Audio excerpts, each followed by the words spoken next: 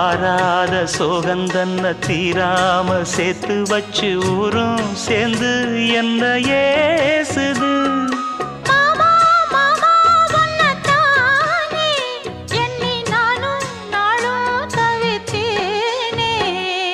கூண்டுக்குள்ள என்ன வச்சு கூடி நின்ன ஊற விட்டு கூண்டுக்குள்ள போனதென்ன கோலக்கிளியே.